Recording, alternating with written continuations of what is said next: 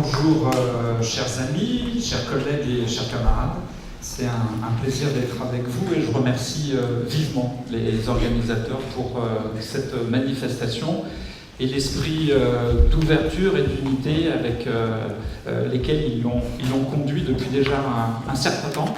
Et non, un an, et c'est une nouvelle étape. Je vais parler 5 minutes, pas plus, pour vous dire plusieurs choses par rapport à l'actualité, et notamment à la remise du rapport de Toubon.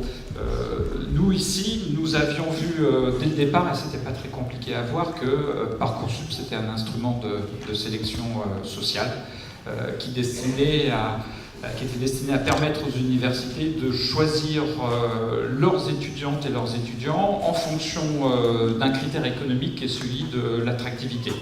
C'est le modèle libéral en rupture totale avec l'enseignement public tel que nous le portons au service de l'instruction et de l'émancipation.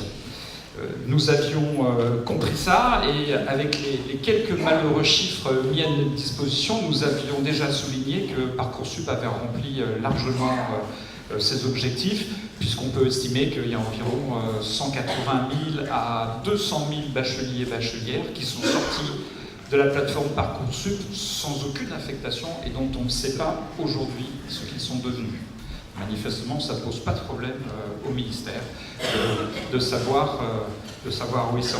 Nous avions dit que demander à un gamin de 17-18 ans une lettre de motivation, un CV, c'était de toute façon lui faire intégrer un certain nombre de critères sociaux pour le pousser à une autocensure et lui faire comprendre que socialement, il n'était pas adapté à l'université, ce qui répond au slogan de Macron, qui pendant sa campagne électorale, l'université, c'est pas fait pour tout le monde.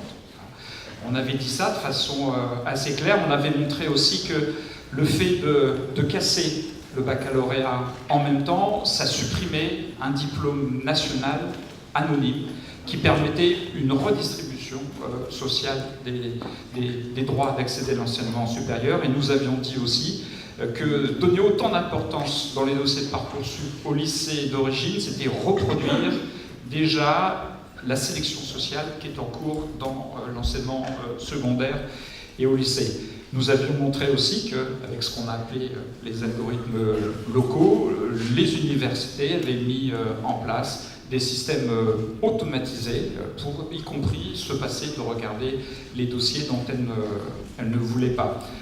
La ministre nous avait dit que tout ça n'était que rumeur, billevesée, légende urbaine, que nous étions des affreux agitateurs qui magouillaient les chiffres pour pousser les jeunes dans la rue et à la révolte.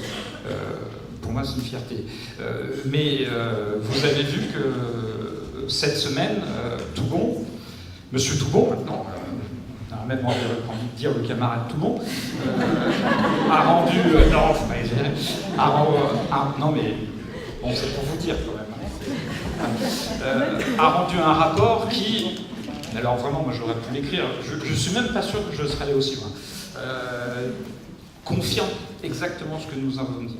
Exactement, vous reprenez son rapport, c'est une synthèse qui est vraiment intéressante et qui montre en effet que Parcoursup, ça a été un outil extrêmement efficace de discrimination sociale. Il donne 2 mois à la ministre pour corriger sa copie. Je considère que de toute façon, la copie n'est pas amendable. Puisque ce qui est en jeu, c'est pas l'outil informatique, c'est pas Parcoursup, c'est l'objet même de la réforme portée par la ministre, qui est d'adapter à un budget contraint, celui de l'université et de l'enseignement supérieur, un flot de bacheliers qui croît de 35 000 par an.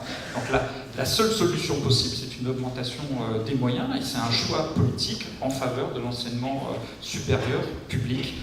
Ce choix, la ministre ne le prendra pas. Donc elle peut continuer à travailler sur Parcoursup, mouliner les choses. Le fond du problème reste absolument entier. Alors, dans la minute qui me reste, je pense que pour nous, agir, c'est, en plus du discours théorique que je viens de tenir, du rapport de Toubon, mais c'est de montrer au quotidien, sur le terrain, quelles sont les formes et les mécanismes de la sélection sociale lycée par lycée. Et moi, je vous avais proposé un observatoire des inégalités sociales où, ensemble, nous ferions apparaître les formes de cette sélection sociale et montrer comment ça se passe. Moi, je connais bien la Seine-Saint-Denis, mais dans les Hauts-de-Seine, les processus sont les mêmes, pas dans toutes les communes.